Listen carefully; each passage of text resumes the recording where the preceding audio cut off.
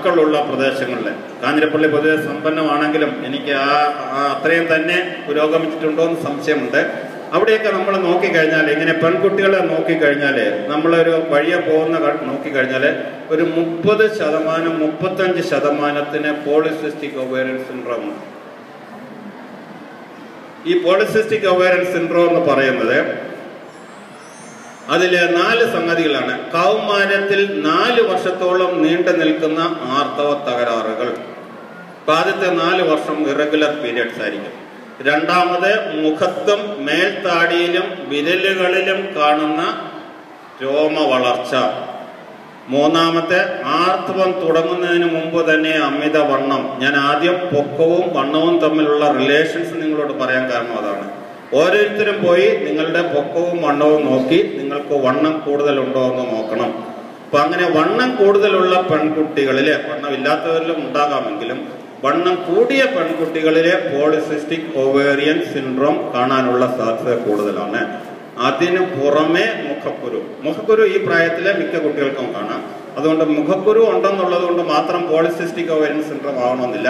പക്ഷെ അതിന്റെ കൂടെ ബാക്കി 4 കാര്യങ്ങൾ കൂടി ഉണ്ടെങ്കിൽ, ക്രമം തെറ്റിയ ആർത്തവം അല്ലെങ്കിൽ ആർത്തവം ഉണ്ടാകാതിരിക്കുക, അമിതമായിട്ടുള്ള രോമ വളർച്ച, അതിനു പുറമെ അമിതവണ്ണം, ഇങ്ങനെയുള്ളതിന് നമ്മളെ പോളിസിസ്റ്റിക് ഒവേറിയൻ സിൻഡ്രോം പറയും.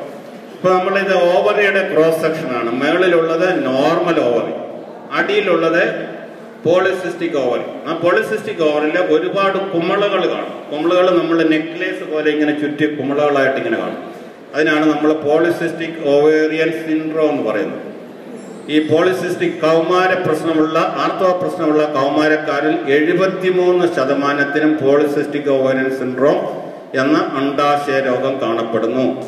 രോഗമുള്ളവർക്ക് ഭാവിയിൽ വന്ധ്യത സാധ്യത കൂടുതൽ. അങ്ങനെയുള്ള പെൺകുട്ടികൾക്ക് ഗർഭം ധരിക്കാനുള്ള സാധ്യത കുറയും.